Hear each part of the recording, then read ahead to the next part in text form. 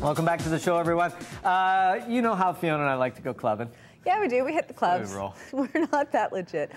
You might know our next guest is G-Man and Rizk. Rob, Rizk, and Garrett Louis are joining us now because it's the two-year anniversary of Fortune Sound Club. Got it. Yes. Let's call that 2 years, Thank you so much. Yeah, around there. Tell us, for those who haven't visited, tell us a little bit about Fortune. Well, Fortune Sound Club, we called it Sound Club because we really wanted to focus on the sound and the quality of the sound. We have one of the only sound systems called Function One sound system, and we're one of the only ones in North America that do have it. So we're really proud of that. Just the quality of sound, you know, the energy that you get from it.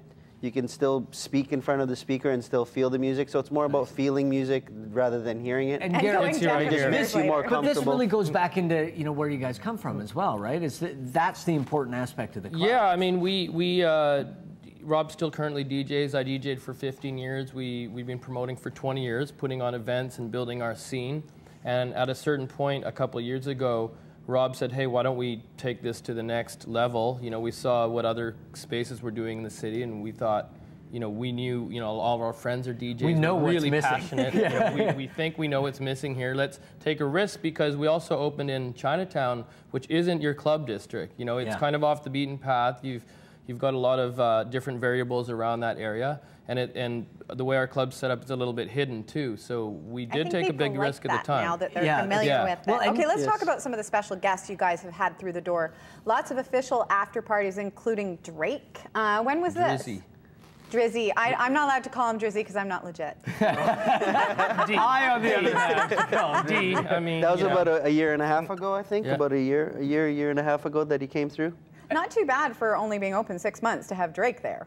Yes. Not too bad, not too bad. I mean, we, at the same time, like having Jay-Z and having Drake, I mean, we were trying to also keep it, you know, the club not to blow it up too much. So it was a little bit of a fine line when we found out that Jay-Z was coming. What do you do to prepare for Jay-Z? I mean, he is the man when it comes to hip-hop and music and promotion and music. Well, we had this secret area aside for him. That's what we thought that he'd want, so he wouldn't get sweated by the other patrons and the pictures. But at the end of the day, he went there and said, hey, I want to be right smack dab in the middle of the club. That's really cool. Oh, yeah, and he didn't mind, and he was totally low-key. Didn't come in with a big entourage. He just came in with like one guy and a couple of people. How refreshing is that? I mean, for two guys that have been in the industry for 20 years, right? To see someone come in there, and he really is at the pinnacle of the entertainment business right now. It was an honor to host him and just like, you know, just take care of him and make sure he's happy and his band, you know, that was there. So it was... We tried not to really fan out too much on him and just let him be himself. It's hard to do that, we wanted to respect pictures in the club.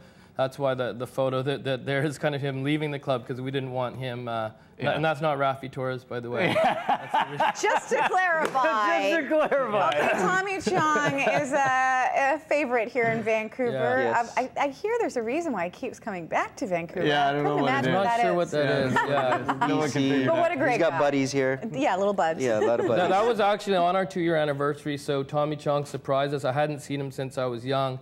He's a friend of my stepfather. They were actually in a band together back in the days, Henry Young, my stepfather. So he surprised us, came through on the 2-year, and it was pretty funny because I was caught up in an interview that we were doing at the time. How did you react? Yeah. Well, the funny thing was, well, we'll have to show the interview at some point, but it was funny because the question was asking how we were financed and how we worked that, because it was a business.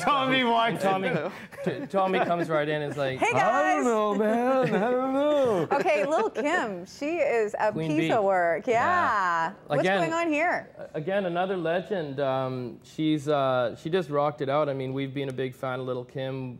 You know, people talk about Nicki Minaj and influencing from Lil Kim, one of the original female rappers with that attitude, and I love her. It was really cool. She put on an amazing show. She looks like she's having fun. She killed it. Rob, how much of this is word of mouth? I mean, when you start getting people like this having their official after parties at the club and stuff like that, I mean, how much does that, you know, play on to the next thing and the next thing and the next thing? Word of mouth, Twitter nowadays, you know, our blog. You know, I think we have a fairly good reputation in the city. We've been around for a long time, so people, you know, they respect what we do, and you know, we just love what we do, and I think it just really shows to people, and you know. Nice. Well, and diversity as well, because after Little Kim, we're going to throw Nardwuar in there. Nardwuar, I mean, I hear that you have a little relationship with Nardwuar somewhere. Yes, Maybe talk about that. You know, it was funny. I was talking about the other day. Once Nardwuar wouldn't stop talking in an interview on our show, and I actually pushed him through a wall. I love Nardwuar, but he talks a lot. But he's got a great band. Was he performing with you guys, or was he just visiting? He's been doing a lot of interviews. I mean, his interviews are over the top. Some of the most incredible things I've ever seen. They're getting hundreds of thousands of hits on YouTube. He's a sensation. I love his style. I think everybody does. And we've been bringing a lot of artists that he's been interviewing at the club. Rob, and that's sort of, I'm going to branch off a little bit because you guys do a lot of different things for a nightclub as well. I mean, you guys, I mean, obviously music is the focus and being a great club and great hosts and everything, but I mean, you guys have had just basically conversations down there and nights and presentations and films and all kinds of stuff. Yeah, we just try to be as diverse as possible, and kind of we design the place that we can do many different kind of events, and like, you know, from fashion shows to, you know, viewing the hockey games or theaters, or, you know. People never think of nightclubs as being part of a community, which I always found really interesting, because it is a rallying place, right? Like, it is for us. I mean, even with the people that we work with. Yeah, I'm rallying the troops. I mean, it is part of it. It creates a family. I mean, with all the people you work with, you have to have everybody's back and work as a team, and, you know, and it just branches out to our immediate family and friends. So, you know, it's a place to come and just let loose and have fun, and that's kind of the main thing about nightclubs. Okay, we've got to get to some of the stuff you guys have upcoming. November 10th, what's going on? We got a bunch of local bands. $5. The next day's a holiday, Remembrance Day. Well, you know, $5. It'll be the best $5. Vicious Cycles, Beelines, What's Hot, and The Progressive Thinker. That's November 10th. That'll be a great show. And then Roxy Cottontail. Roxy Cottontail, first time to our club. She's from New York. She's a female DJ. She's going to tear it up. Cool. Happy Ending Fridays, that's the night, and always a happy ending. Nice. And KRS-One, old school style. Yes, legendary rapper. I saw KRS back at the Peony, and this is the only time he's come with Boogie Down Productions back in the late 80s. So oh my God, I'm having flashback. First time, probably voted one of the best hip-hop performers of all time, so that's going to be amazing show. And Mark Farina is one of my favorite DJs. I just love watching him perform. He's a real performer DJ. He is. He's a great guy, and you know, a great DJ. This is, I think, the third time we've had him at the club. And old school as well, as far as music goes. Yes, very much. Very educated. Nice. Packed November, and then on the 22nd, Onyx. Onyx, Rob can sing that song. I'm going to try and not do the white man's overbite while you guys are doing that. Okay. We'll let the boys be boys. Absolutely.